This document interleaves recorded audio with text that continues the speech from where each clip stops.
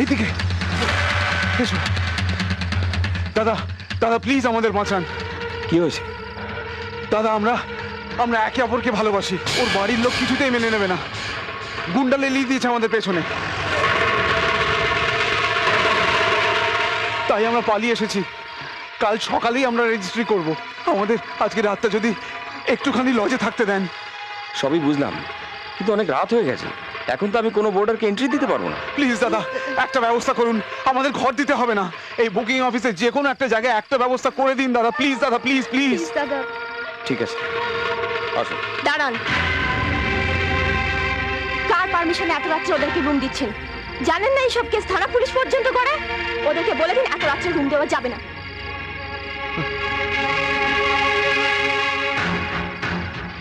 দেখুন, আপনারা চলে যান এখান থেকে। আমরা কি তাহলে দাদা আমরা আই এম সরি, ক্ষমা করে দিন আমাকে। দাদা দাদা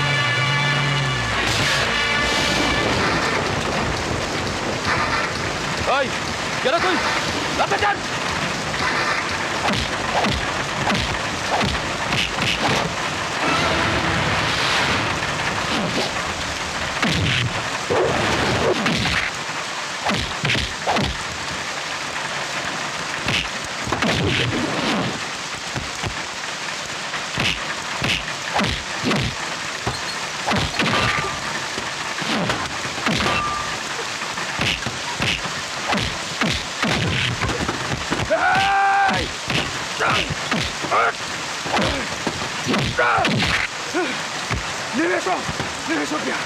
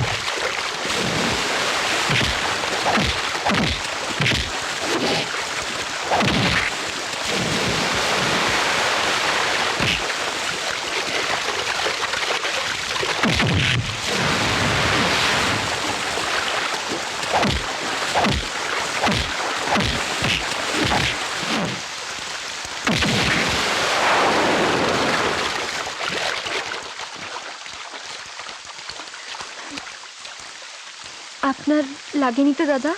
না বোন, সত্যি আপনি আমাদের জন্য যা করলেন। না না, ঠিক আছে ঠিক আছে। দাদা বলে যখন ডেকেছো তখন বোনের জন্য না হয় একটু করলাম। এসো আমার সঙ্গে, এসো। আরে এসো, চলো।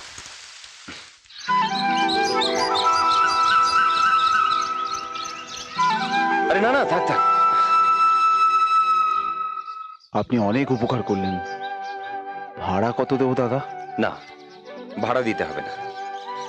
এই মুহূর্তে তোমাদের টাকার প্রয়োজন, আর ওই টাকাটা কাজে লাগবে। যাও। দাদা আপনি আমাদের যা উপকার করলেন, সত্যি আপনার কথা সারা জীবন মনে থাকবে। আসছি দাদা। এসো। আসছি। চলো।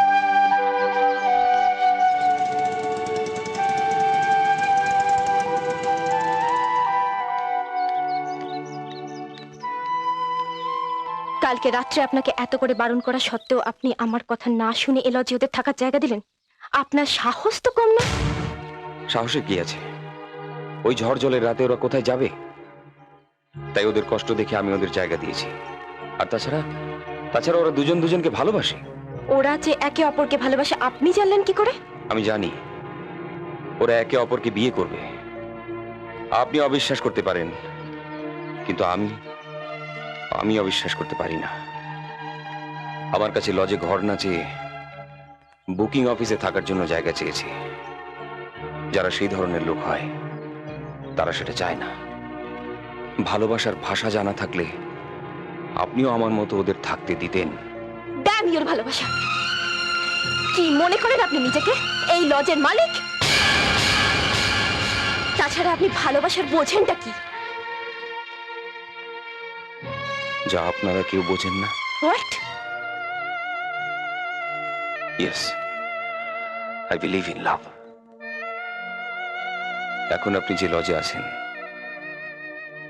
সেই লজের পেছনে জন্ম নিয়েছিল আমার ভালোবাসা।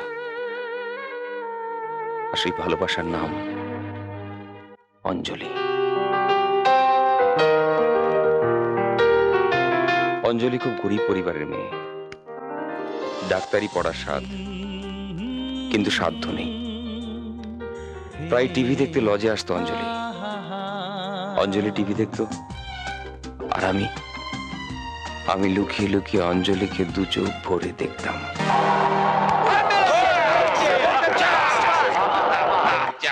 বলছি, ভাই রোহিত গোপাল আমার বলছি, অন্য চ্যানেলে হিন্দি ছবির সব গান দেখাচ্ছে, ঘোরাও না। চুপ! গান আছে তো কি হয়েছে? আরে বাবা 7:30 বেজে গেল, এতক্ষণ মধ্যে চালু হয়ে গেছে। দে না দে না রে বাবা, দে না। ঠিক আছে, কিন্তু আজ 8 তারিখ আর এই মাসের ভাড়াটা দেওয়া হয়নি। সেটা কি মনে আছে নবীন বাবু? হ্যাঁ, মনে আছে মনে আছে।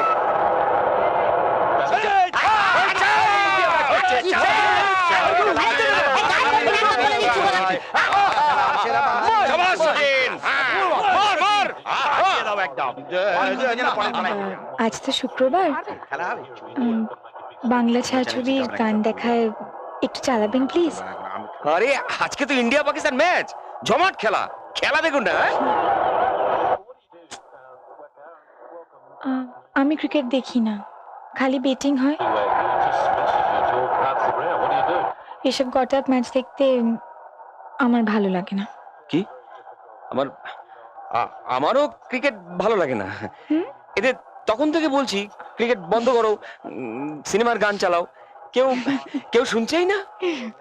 এই এখন আপনারা যান, আর ক্রিকেট হবে না। এখন শুধু গান হবে, গান।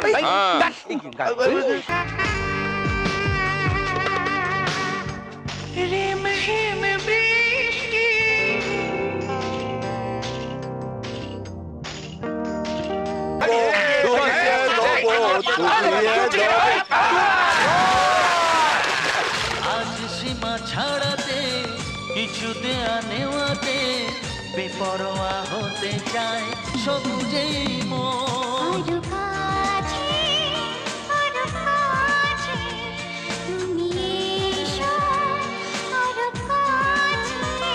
এসো কাছে, আরো কাছে, তুমি এসো আরো কাছে।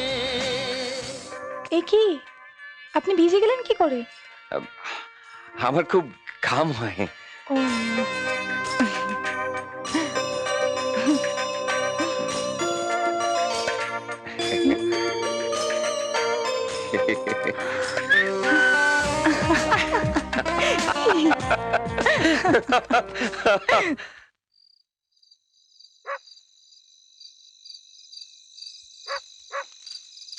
বাইরে হেরিকেন জ্বালিয়ে কি ঠিকভাবে পড়া যায়?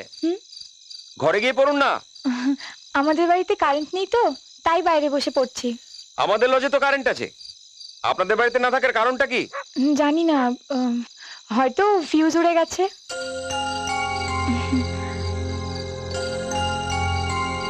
তোমারা কি কাম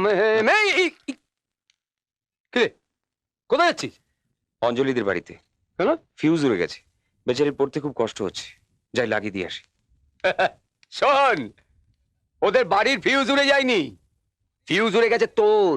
গুপি, আরে বাবা, ইলেকট্রিক বিল দিতে পারেনি বলে ইলেকট্রিক অফিস থেকে লোক এসে ওদের লাইনটা খাচ্ছে। সে কি?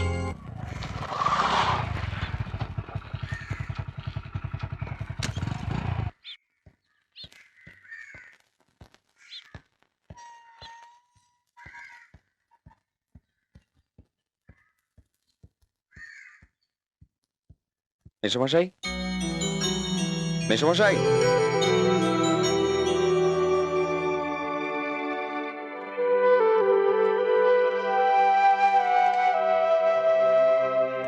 অনেক ধন্যবাদ বাবা। এই জন্য আর ধন্যবাদ দেবার কি আছে মেসোমশাই? বাবা রোহিত, আমার অঞ্জলি বাস ভাড়ার অভাবে দুদিন হলো কলেজ যেতে পারছে না। তুমি যদি ওকে একটু কলেজে পৌঁছে দাও তাহলে ওর ক্লাসগুলো নষ্ট হয় না। কোনো অসুবিধে নেই, আমার তো মোটর বাইক আছেই, আমি ওকে কলেজে পৌঁছে দিচ্ছি। ও অঞ্জলি, অঞ্জলি মা, যাচ্ছি বাবা। আয় আয় এদিকে শোন, তুই রোহিতের বাইকে করে কলেজ চলে যা। আমি হ্যাঁ হ্যাঁ যা। হ্যাঁ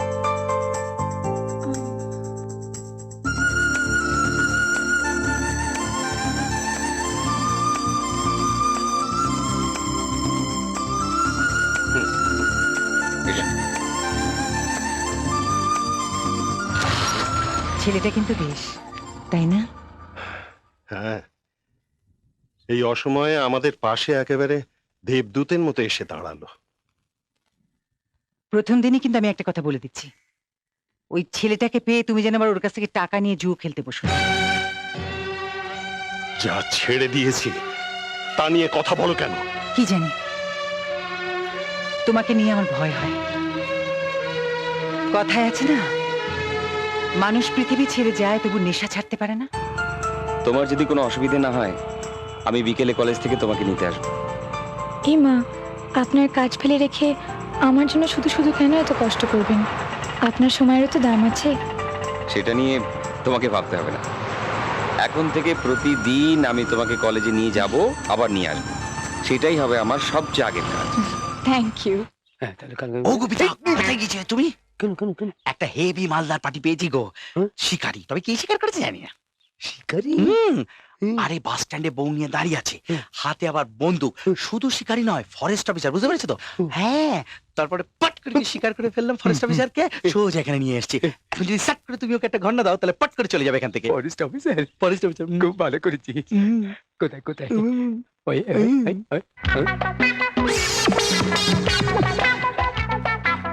নমস্কার। এই তো ফরেস্ট অফিসার। ফরেস্ট অফিসার না তো কি, হাতে বন্দুক আছে অত বড়? হাতে বন্দুক থাকলেই বোধহয় ফরেস্ট অফিসার। তা তুইও তো খাকি পোশাক পরে আছিস। পরিচিত। তুইও তাহলে পুলিশ অফিসার? একটা ঘর দিন। না, ঘর নেই। কেন নেই? ও বন্ধুগুলা লোকেদের আমরা ঘর দিই না কি? হ্যাঁ, না, কোচ পরোয়া নেই।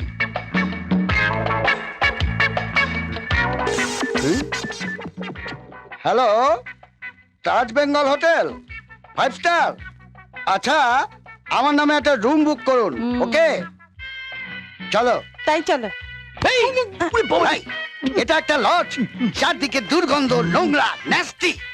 এই লজে কি মানুষ থাকে? চলো। হ্যাঁ চলো। পাগল! এই তো মালদার পার্টি, এই তো মালদা শহরে শিল পরে তোকে যাওয়া ঘুম ধরা ফজলি আম। এই তো লজের ছিঁড়ি, তার আবার সাইনবোর্ড।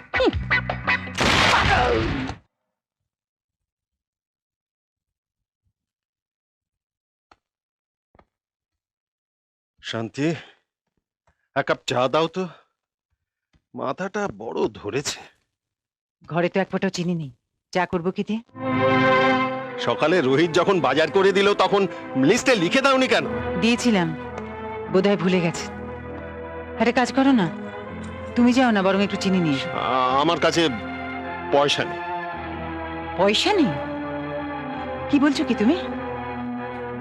কালকেই না রোহিত তোমাকে 1000 টাকা দিল অঞ্জলির বই কেনার জন্য, তার থেকে তো মাত্র 750 টাকার বই কেনা হয়েছে, বাকি 250 টাকা তাহলে কোথায়? ইয়ে মানে আসলে বোধহয় পকেট থেকে পড়ে গেছে। বুঝেছি, তুমি এখন ওই জুয়ার আড্ডায় বসা বন্ধ করো। আচ্ছা, ওই দানের টাকায় দান মারতে তোমার লজ্জা করে না? শান্তি, চুপ করো। জুয়া, জুয়া মানুষের সর্বনাশ করে। প্রভিডেন্ট ফান্ডের অতগুলো টাকা শেষ, জমানো টাকাগুলো একটু একটু করে সব শেষ করেছো তুমি। এবার তো দেখছি হাতে টাকা না থাকে তুমি নিজের মেয়ে বউকেও বাজিতে লাগাবে গো। শান্তি, চুপ করো তুমি। কেন চুপ করবো? যে পুরুষ মানুষ নিজের সংসারে একটু চিনি জোগাড় করে আনতে পারে না, সে জুয়া খেলে কোন সাহসে? মাসিমা, মাসিমা, এই নিন। সকালে চিনি আনতে ভুলে গিয়েছিলাম।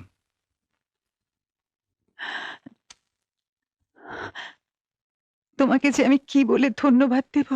না না, এটা তো আমার দায়িত্ব, আমার কর্তব্যের মধ্যে পড়ে। রোহিত, হ্যাঁ? আমাদের এই বিপদের দিনে তুমি যে উপকার করছো বাবা, আমি সে ঋণ যে কি করে শোধ করব। এই একটা সাধারণ ব্যাপার নিয়ে আপনারা কেন এত চিন্তা করছেন? এখন আমি আসি। একটু দাঁড়াও না ভাই, হ্যাঁ? এক কাপ চা খেয়ে তবে যাও। এই দেখো, আরে তুমি ওকে ভাই ভাই করছো কেন? এখন থেকে ওকে জামাই বলে ডাকতে পারো। অঞ্জলি, ও অঞ্জলি মা, এইদিকে আয়, এদিকে আয়, এদিকে আয়। হ্যাঁ বাবা। শোন, রোহিতকে তুই নিজে হাতে এক কাপ চা করে খাওয়াতো। হ্যাঁ, এক্ষুনি আনছি বাবা।